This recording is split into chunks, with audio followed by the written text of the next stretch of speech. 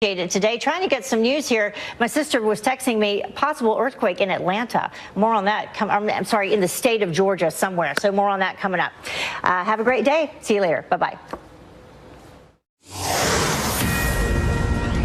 It is Wednesday, December 12th, and a Fox News alert breaking overnight. 5 people just detained after a suspected terror attack in France. 3 people killed, a dozen injured. The massive manhunt happening right now for the man who pulled the trigger.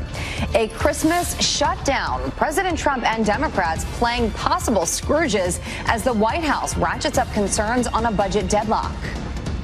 You can't have very good border security without the wall, no. You can do border security without a wall, which is wasteful and doesn't solve the problem. It totally solves the problem. It was the best daytime television I've ever seen. The clash for the cameras and the fight to fund the wall. More on that coming up. And Time Magazine announces its Person of the Year, but missing from the list of nominees is a person who builds homes for wounded veterans alongside his Gold Star family. The celebrity suggestion going viral this morning. Fox and Friends First continues right now.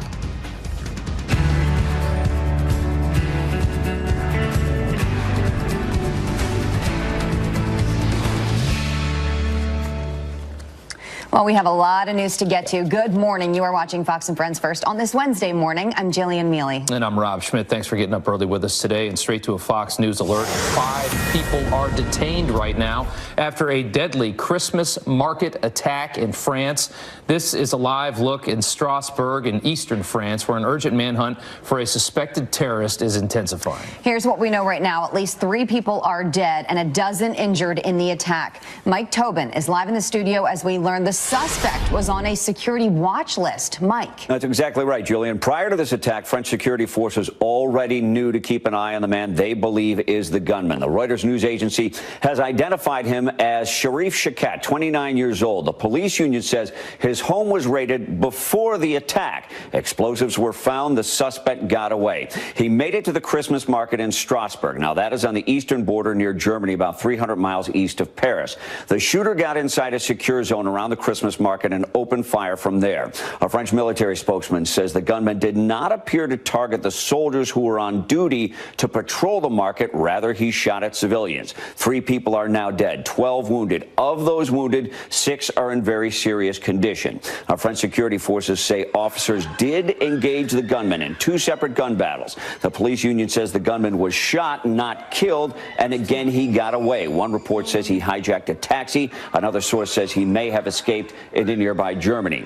Some 350 security personnel are now involved in the search, and reinforcements are headed to Strasbourg. The city brands itself as the capital of Christmas and has been targeted before. In the year 2000, it was the center of an al-Qaeda plot. Now, 2 years ago, the Christmas market nearby in Berlin was attacked when a truck was driven into the crowd. 12 were killed, almost 60 injured. Now, without giving specifics about a motive, the prosecutor's office says this attack is being investigated as a terrorist attack. Links between the suspected gunman and radical groups are being investigated. Now, 5 people who may be connected to the gunman have been detained. But while the suspect is on the run, the Interior Minister says France is raising its terror alert to its highest level. Guys, back to you. And it was the home was raided before the attack. It makes you wonder what exactly was planned. That is something, Mike. Thank you so much. You got it.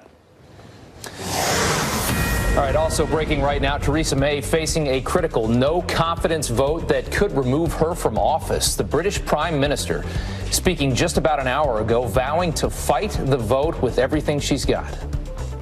A change of leadership in the Conservative Party now will put our country's future at risk and create uncertainty when we can least afford it. A new leader wouldn't be in place by the 21st of January legal deadline. So a leadership election risks handing control of the Brexit negotiations to opposition MPs in Parliament.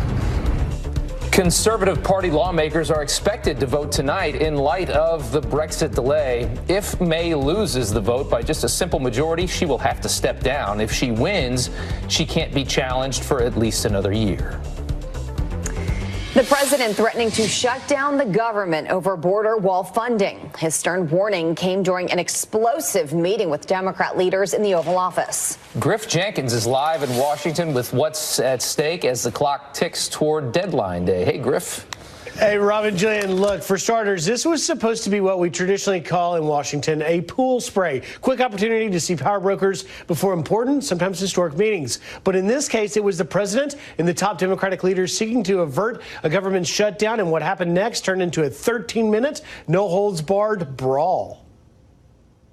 20 times you have called for, I will shut down the government if I don't get my wool. You know what I'll say? Yes. If we don't get what we want, one way or the other, whether it's through you, through a military, through anything you want to call, I will shut down the government. Okay. Now, the stalemate was precipitated by a fundamental disagreement over funding for a border wall. The president wants $5 billion, not settling for less, while the Democrats are offering $1.3 billion and not a dollar more. Afterwards, it appears neither are any closer to progress. If he sticks to his position for a $5 billion wall, he will get no wall, and he will get a shutdown. This Trump shutdown, this temper tantrum that he seems to throw, will not get him his wall.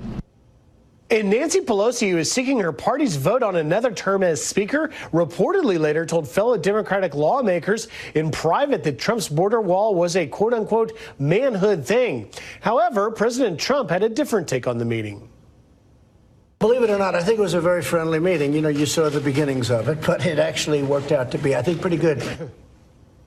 Now, the White House also said there was constructive dialogue. We'll have to wait and see what happens next. It's a little unclear. And, I would just point out, this sort of resembled one of those pre-fight professional boxing brawls where at the weigh-in, they start going after each other. Jillian? Yeah, it was definitely a sight to see. Thank you very much, Griff. And today, the Border Patrol security chief will testify before the Senate about drug cartels and border security. Carla Provost's hearing comes after the Trump administration's top border official just revealed more than 3,000 illegals were caught at the U.S.-Mexico border in just one day last week. Michael McAleenan also saying 350 of those illegals were children traveling without parents. President Trump could intervene in the Justice Department's case against a top Chinese tech executive. The president telling Reuters he will act if it helps national security or trade talks with China. A Canadian court granted a $10 million bail for Meng Wanzhou. She was arrested in Canada earlier this month on behalf of the United States. The CFO of Huawei Technologies is accused of trying to evade U.S. sanctions on Iran. The Senate confirms President Trump's first judicial nominee since the midterm elections. It took a tie-breaking vote from Vice President Mike Pence to confirm Jonathan Kobe for the 8th U.S. Circuit Court of Appeals. The president setting a record with the confirmation. White House Press Secretary Sarah Sanders tweeting, the Senate has now confirmed 30 Circuit Court nominees by President Trump, a record for any president at this point in an administration. The president is keeping his commitment, nominating judges who will uphold the rule of law and defend the Constitution. President Trump dismissing talk of impeachment. The president telling reporters that Americans would revolt, he thinks, if Congress impeached a president who has, quote, created the greatest economy in the history of our country. Impeachment rumors increasing after federal prosecutors linked the president to an alleged campaign finance violation. Volunteers surprise a military family transforming their home into a winter wonderland. Wasn't expecting it. I'm usually involved in doing this for other people, and it's nice, but it's different because I'm usually on the giving end and not the receiving end. Sergeant Chris Landis spent nearly a decade in the Army, and now he works for Goodwill's Veteran Service Team. A Florida power company honors one veteran each year with the energy efficient decorations. Very cool. Great. Yeah. All right, 8 minutes after the hour now, Fox News alert, 5 people just detained in a suspected terror attack at a Christmas market in France. The search for the gunman ramping up right now. So what are police looking for as they try to track him down? Former Intel officer Don Bramer is live to weigh in next. And giving the green light to careers in pot. The university now offering a cannabis course. Don't go anywhere.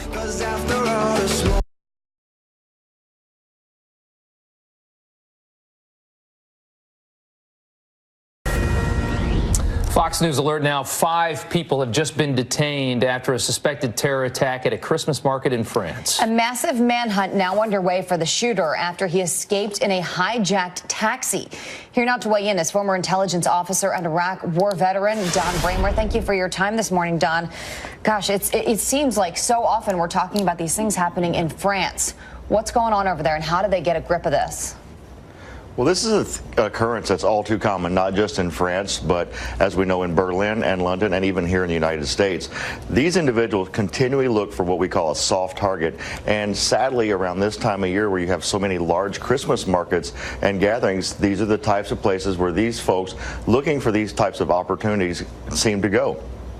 You know, we've just learned here earlier this morning that at some point police had raided this suspect's home. And we're trying to get a timeline on how long ago that was. But it seems like they were so close to preventing this one. Talk about the incredible amount of effort it takes to prevent an attack like this. Well, I'm not sure if you remember, but in the early 2000s, we had a similar incident with this exact same market where Al-Qaeda was targeting it, and the police were able to do the raid and thwart the attack right before it happened. So the French police and their intelligence service do an excellent job. However, this time they were just a moment too late. I think probably had they not had the raid, they probably disrupted the plans. This one gentleman went forward with his plans, but it could have been much larger and been even a worse incident. Right. Don, it seems like, you know, nowadays police are thwarting attacks every single day, and they likely are all across the country, all across the nation. It's hard, I think, for regular civilians with all of these attacks to try and know what to look out for, because if, you know, you look for guns, now you're afraid of cars on the street. It seems like we're afraid of everything nowadays. What's your message to people? Well, the biggest thing I say to people is to constantly be aware of your surroundings. You know, we all go through our daily routines, and we tend to take a lot of things for granted. But if you notice something and someone who's out of place and doesn't blend with the surroundings, you know, take note of that. And there's nothing wrong with notifying someone, especially this time of year. I mean, you think here in Washington, we have our large Christmas market here, and there's no security going in and out of these things. You know, these are the opportunities that these type of people look for. And we all know our routines, but just don't ignore that person. Don't take it for granted, and stay alert every day, but especially during this season. Yeah, and this guy actually was born, this suspect in this was born in Strasbourg, France, right there in eastern France near the German border. And that makes it even harder to know what you're looking for and to know who you're looking for. I mean, it's easier when they come in from another country and they almost have eyes on them right when they enter the country, but when they're born there, that makes it trickier, right? Well, you know, the good thing about technology today is we do track people and we understand what they're doing on their computers and their whereabouts. So this gentleman was on the radar, so to speak. So thankfully they did have him under watch, and I believe this would have been a much larger crime. You know, all 5 of these people, had they been involved, just think what we could have seen. Yeah. It could have been very similar to what we saw at the soccer stadium. You know, this gentleman he's hurt, he's hiding right now. Hopefully we find him. I hope he's brought in alive so that we can question him and learn more about this network and how big this could have been. Yeah, what's that manhunt like right now? Well, it is intense. You know, they were under full lockdown. Now, they've lifted that since last night, but they've brought in, I think, close to 30,000 folks that are, you know, going, you know, door to door, neighborhood to neighborhood, very similar. They'll find him cowered down in a place, you know, like we did in Boston, where he was hiding in a boat. Yeah, you had the attacks in Paris that were so tragic. The attacks in Nice, France, that with the truck was just terrible. What a tough time for the people in that country. Almost makes you afraid to go outside. Don, thank you so much. We appreciate your time. Thank you, Rob. 16 minutes after the hour, in the hot seat, Google's CEO grilled on Capitol Hill. You believe that Google is biased. It's either yes or no. No, not in our approach. Did Congress get the answers they were looking for? Beverly Hallberg was there. She joins us live to share what she learned next. Also honoring the fallen, the touching Christmas tribute to fallen police officers. Stay tuned. We could be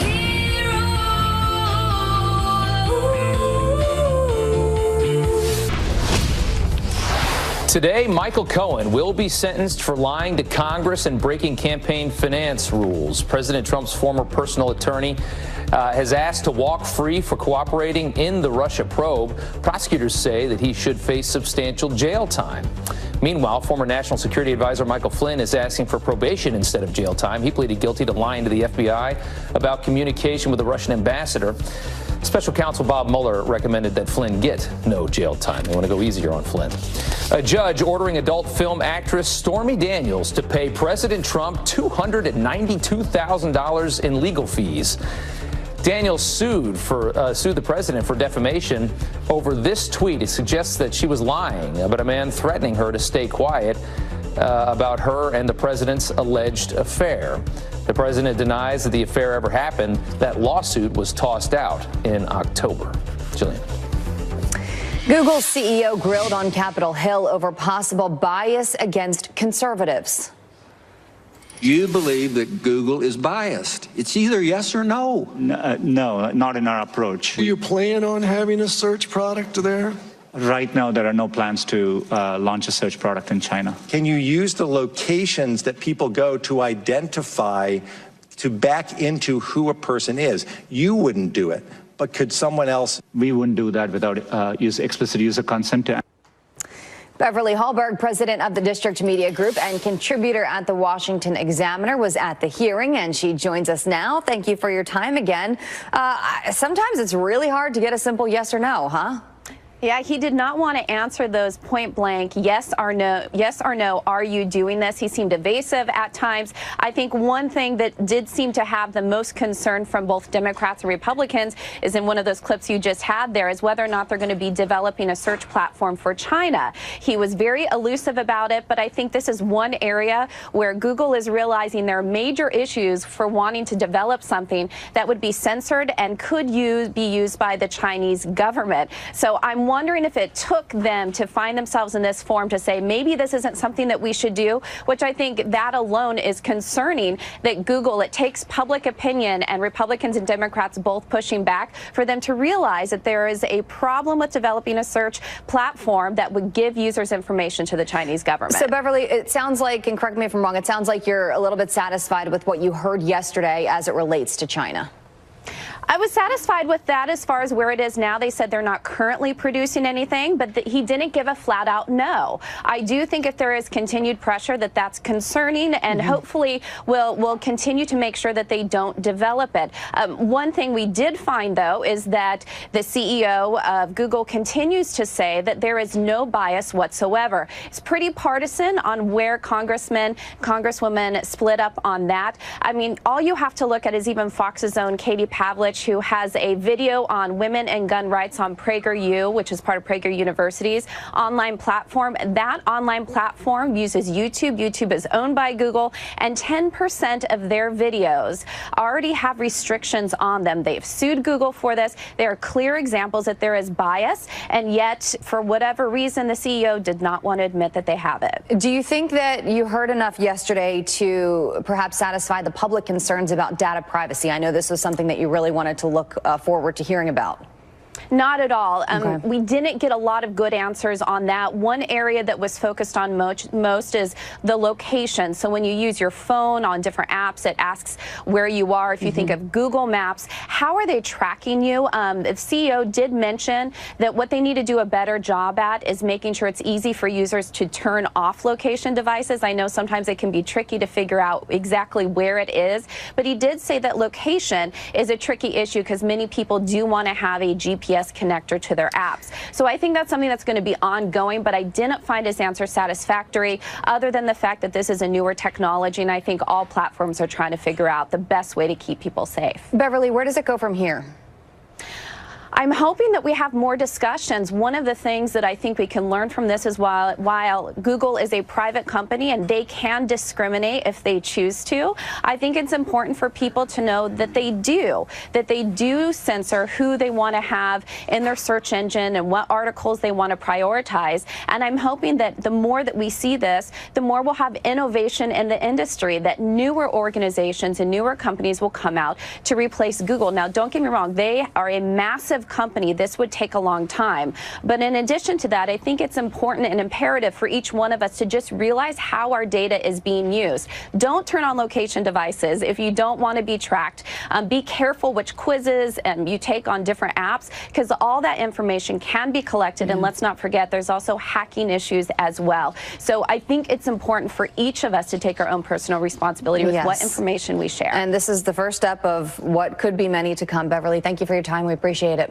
Thank you so much. It is 25 minutes after the hour. Still to come on Fox and Friends first. Border wall battle. President Trump taking the gloves off during a meeting with top Democrats.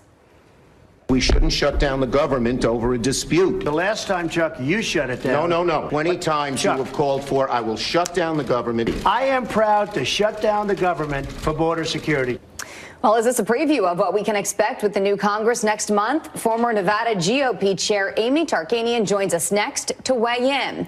And while the two sides clashed, a stoic vice president was going viral. How Mike Pence lit up social media from the Oval Office.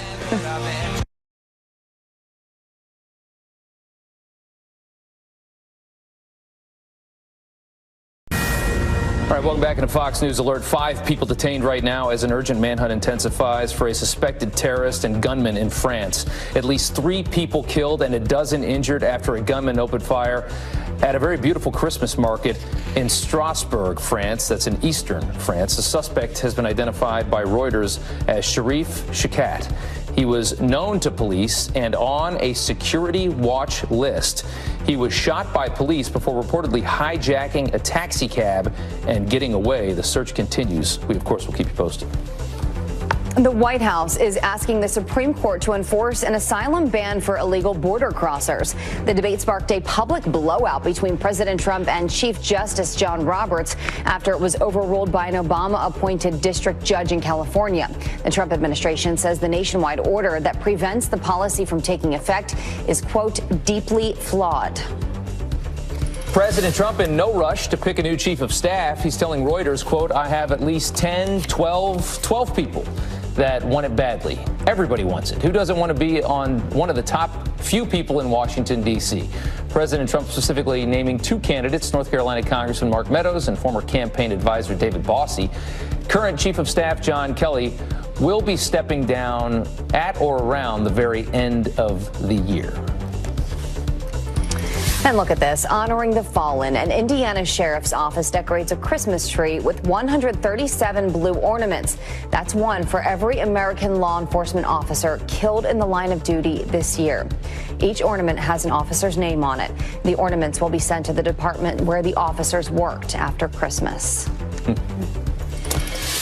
All right, let's talk some weather. Yeah. Are we in a position yet to discuss whether or not anybody's getting a white Christmas? Well, actually, I think we're starting with news of an earthquake, right? Yeah, we're going to talk about winter. We're going to talk about an earthquake. The earthquake just happened in the last hour, around 4:15 this morning. Earthquake there in eastern Tennessee. This a 4.4 magnitude earthquake. It's still very early, but there aren't any reports of any sort of injuries or any sort of damage. But I know folks as far south as Atlanta were woken up because of this shaking. So this just happening in the last hour, and we're going to get more information on this. The other story has been, it's winter across the entire country. Take a look at some of these temperatures. Freezing there in Atlanta, 26 degrees in Raleigh, 45 degrees in Memphis. So a big cold snap across the country. Actually dry for the eastern half of the United States. Eventually, there's a system that's currently moving out west that's going to sweep across the country, bring more rain, bring more snow here by the end of this week. You can just begin to see it running up into the Pacific Northwest. This is going to be the one we're watching. This is the winter system that eventually is going to be bringing snow to the upper plain states. This is the one we're paying attention to. And that's why we've got all these winter storm advisories, watches, warnings. That's going to be happening here in the next day to 2 days. And then, guys, this is the system that's going to run into the middle of the country that is going to bring at least some snow for those folks. And, of course, we're going to continue to monitor that earthquake situation throughout the rest of the morning. 4-pointer in Georgia. Yeah. They don't get a lot of earthquakes around there. In eastern Tennessee, but it's been felt as far south as Atlanta, Georgia. People waking up this morning because of it. Wow. Yeah, that'll get you out of bed. All right, Adam. All right, Thanks. Thank you. Well, did you see this? A wild meeting in the Oval Office where President Trump stands firm on his demands for a border wall. 20 times you have called for, I will shut down the government if I don't get my wall. You know what I'll say? Yes. if we don't get what we want, one way or the other, whether it's through you, through a military, through anything you want to call, I will shut down the government. Okay. So is this a sign of things to come once Democrats take control of the House next month? Here now to weigh in is former chair of the Nevada GOP, Amy Tarkanian. Thank you for your time this morning. What'd you make of that conversation, if you want to call it that, yesterday? Well, that sure was wild, wasn't it? I think the president is a master at exposing both Schumer and Pelosi in what their agenda actually is.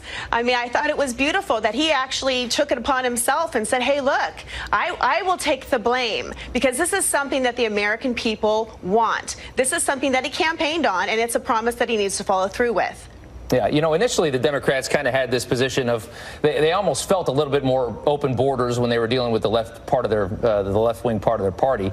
But now it's evolved from it was racist to have a wall. Now it just doesn't work. Now that they at least admit they want border security, they're moving more towards the middle on immigration, right? They say border security, but they never give us examples. They just say anything but the wall. Well, what are these other examples? What are these other possibilities that they keep throwing out there? They never give us specifics, which I find interesting. And if you go back to even 2016, when you had President Obama's Secretary for Homeland Security, he even said in a memo himself that there were problems and that we needed to remain vigilant.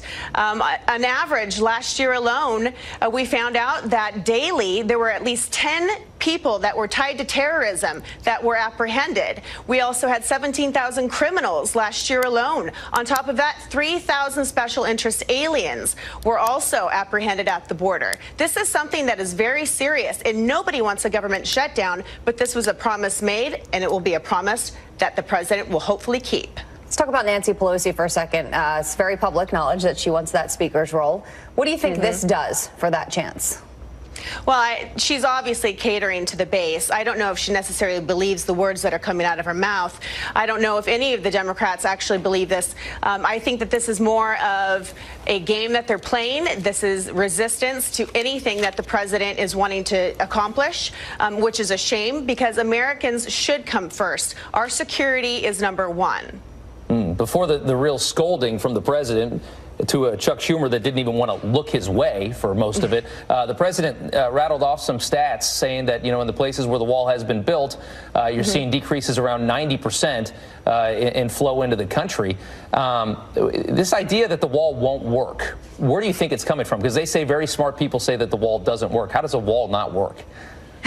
You know, that's a really good question. It just goes back to the former question that I had. If not a wall, then what? Yeah. What type of technology are you offering? What other ideas are you going to bring to the table outside of just saying no to a wall? I'd like to hear those specifics, and they haven't given those to us. More troops, I guess. All right. Amy, thank you so much. We appreciate your time. Thank you. Thank you. 36 minutes after the hour, Chicago has a pension crisis, among other problems, and Rahm Emanuel has a plan to fix it. Legal pot and gambling. Could that set the Windy City straight? And Time Magazine announcing its Person of the Year, but that's not what's going viral this morning. The suggested patriotic replacement that has social media Democrat as the left's top candidate to run for president in 2020. Beto O'Rourke narrowly beating former Vice President Joe Biden by less than 1% in the MoveOn.org poll. But it seems most are still undecided or don't like the choices. Nearly 18% said they don't know or prefer someone else. New York's Democratic Governor Andrew Cuomo says he's not running for president, but a $280,000 payment made to a popular Iowa campaign consultant is raising some eyebrows. During a radio interview Tuesday, Cuomo denied that payment. If I paid an Iowa consultant $280,000, it would be news to me. Interesting. So the report's wrong. Stranger things have happened. It's not really a denial. Meanwhile, Cuomo's aides say he is expected to introduce a plan to legalize recreational marijuana in New York as part of his budget next year. So we're going to have that smell all over the place when you're walking down the street. So Time Magazine announces its Person of the Year, but missing from the list of nominees, the person who builds homes for wounded veterans alongside his Gold Star family. Here with that story, Carly Chimkus with Fox News Headlines 24/7, Sirius XM 115, and the celebrity suggestion that has gone viral this morning. Hey, Carly. Hey, good morning, guys. So Time Magazine awarded its 2018 Person of the Year to the group of journalists who were killed or imprisoned because of their reporting. But before the magazine made that announcement, a former Everybody Loves Raymond star, Patricia Heaton, had another suggestion for a Nobel recipient, tweeting, "Hey, Time, why isn't Gary Sinise ever on the Person of the Year list? Hey, at the Academy, why isn't he ever picked for the Jean Hersholt Humanitarian Award? He raised $30 million a year to build homes for wounded vets, along with his Gold Star family support." That suggestion racking up about 47,000 likes on Twitter. Ben saying, "Can't think." Let's see what he says. "Can't think of any more deserving person than Gary Sinise. His commitment to the troops and their families is unmatched. Nothing but respect." On Saturday, Sinise tweeted a picture, if we could see it, of the Gold Star children his foundation has sent to Disney World on an all-expenses-paid trip. You could see their happy faces there. He tweeted that picture, writing, "Have fun, kids. We love you." So he certainly does do a lot of good work. Wow.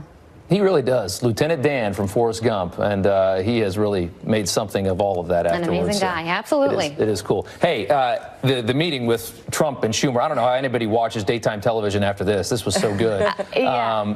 And poor Mike Pence.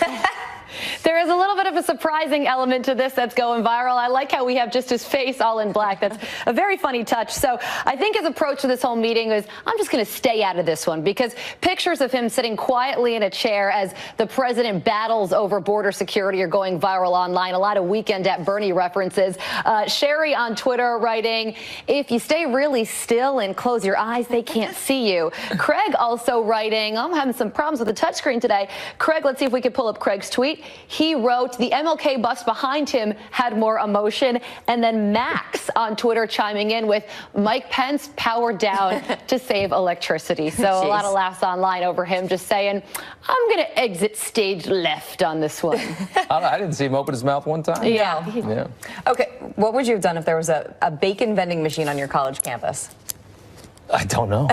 I would have eaten the bacon. Old bacon. Oh, give me all the bacon you can get. All right, so let's see if we can now pull up this square right here. That is really a struggle. A vending machine at Ohio State University has become a sizzling hot success. Julian, you said it. That's because it is filled with strips of bacon. You can buy bacon for $1. It is so popular it has to get filled up to 5 times a day because hungry students keep chowing down on that bacon. Proceeds will benefit the Meat Science program at Ohio State University. Who knew that existed? And the Ohio Pork Council sponsored the vending machine. Wow. I like it fresh off the griddle. I don't know if I want to buy it out of a vending machine? Give me bacon, hot or cold. They call it the freshman 15 for a reason. That's part of it. I was thinking that. I wasn't going to say it, but I will. Meet Rob Schmidt. Thank you, Carly. See you guys. All right, so the left waged war on Brett Kavanaugh, nearly derailing his nomination to the Supreme Court. We will fight this nomination tooth and nail. There's every reason to believe he would overturn Roe. So where are those Democrats now that he just sided with liberal justices on Planned Parenthood? Our next guest says this is all just part of resisting the president. But first, Todd Pyro live in Dunn, North Carolina, having breakfast with friends. Hey, Todd, is there snow on the ground there? We are in the only part of North Carolina, it seems, that doesn't have snow. All the news reports here are talking about epic snow, black ice, all that stuff. Producer Sam Honing and I are driving like, where's Frosty? There's no Frosty. Before we get into the nitty-gritty as to why we're here at Sadler's Millstone Diner, I do want to say, isn't my entire career right now one big bacon vending machine? I mean, let's be realistic. Yes. Am I wrong? You're not wrong. But specifically today, we've got some important things to talk about. Obviously, Exhibit 1A is going to be immigration and that epic meeting at the White House yesterday. We're going to talk to everybody that comes in here about that. But we're also going to ask people about the economy, 2 big things, and basically whatever anybody else wants to talk about. It is a fun edition of Breakfast with Friends, live from Dunn, North Carolina, all morning long. We'll see you then. Back to Rob and Jillian. It's always fun. Thank you, Todd. Enjoy the bacon. It's always fun. Coming right back. Will do.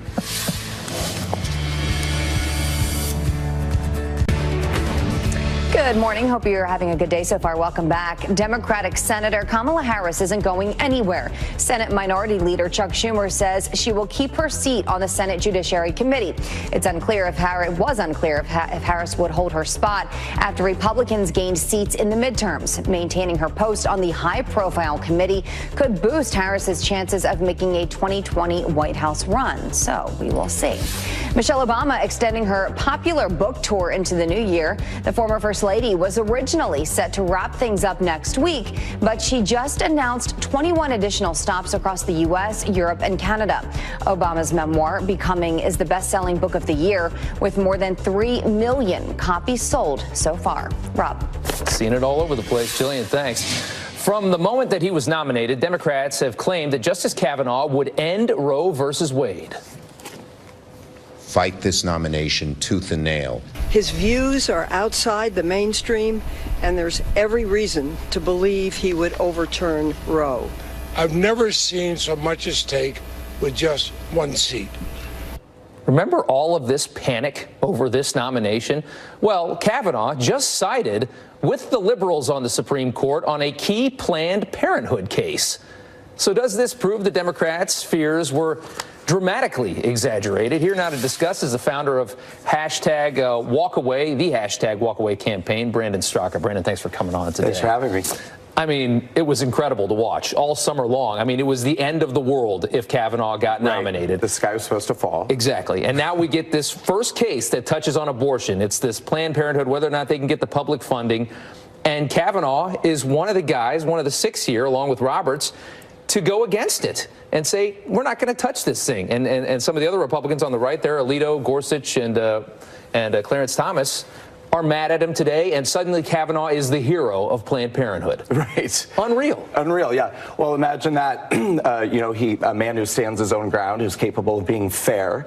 Yeah, I mean, I think that he made the right decision, but you're absolutely right. I mean, Democrats went into this prepared once again to resist that the sky was falling, that this man was going to be a monster on the Supreme Court. It was mayhem. Take yourself back to this summer. I know the news cycle goes fast, yes, but remember this summer how crazy it was. I don't think I could forget. You know, in my group, the Walkaway campaign, we had this huge second influx of people after the Kavanaugh hearings because the behavior of the Democrats, I think, was just next level terrible, and so many people felt driven away from the left in the Democratic Party because of that. But here we go. So now he's sitting on the Supreme Court, and he's proven that he's actually capable of being very fair, I think. Yeah, I mean, this is extraordinarily fair. Yeah. So fair that some of his conservative justices next to him think he's crazy right now. I mean, Clarence Thomas is very upset about this, and in the dissenting opinion, he made it known. Right. Well, and I'm hearing that too from other conservatives, from conservative citizens. But I mean, the fact of the matter is that this particular case didn't really specifically have to do with abortion so much as it had to do with Medicaid funding for Planned Parenthood for non-abortion related services. So I feel like it was the right decision to make. Sure. But again, if he were really going into the Supreme Court with the determination to, buckle down on abortion and really get things turned over and reversed, I think there would have been an opportunity to do that here. And he didn't. That's a fair assessment. It's not, it's not exactly related, but it does go down that line. And you would think that somebody that was so sure. I mean, here's a Washington Post headline from July 10th. With the appointment of Brett Kavanaugh, Roe versus Wade is likely dead. Somebody that is going to be that militant on Roe v. Wade is going to want to touch this. Right. He's going to want to take this on. Right. And this would be an opportunity to, dismantle it, chip it away at the very least, bit by bit by bit. And, there would be some causation, I think, to do that. But he didn't take that up. I think he made a very fair, sound decision. Yeah, it was a very interesting day. And, of course, you're not going to see a lot of probably not a lot of coverage of this because it kind of goes against what was. I mean, there was hours and many articles spent writing about how Roe v. Wade is now dead because of this justice's nomination. Thank you, sir, very much for your time. Oh, you're welcome. Thank you. Good to see you, Brandon. Good to see you. 53 minutes after the hour now, he clung to the back of a bus, risking the ride of his life. Find out why this teen says he did this coming up next. And UK lawmakers will decide the political fate of Theresa May later today, but she has to get out of her car first. The hilarious moment that may be the perfect metaphor for this. Stay tuned.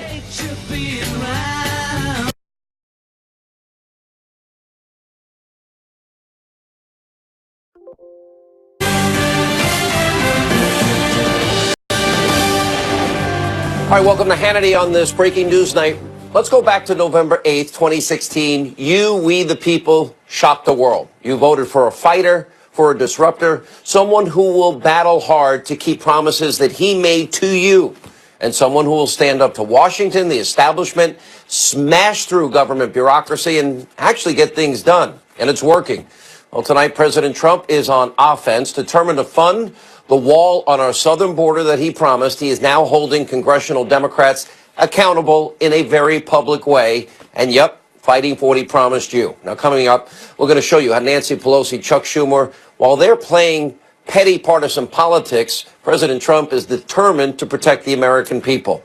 We're going to play you the tape from today's contentious, well, you might want to call it Trump beatdown, and explain why the blithering idiots leading the Democratic Party are way out of their league tonight. Plus, we'll review the president's plan for much-needed criminal justice reform. And I have a message for deranged New York Times hack Paul Krugman, who's literally saying the United States of America, our country, is part of the axis of evil.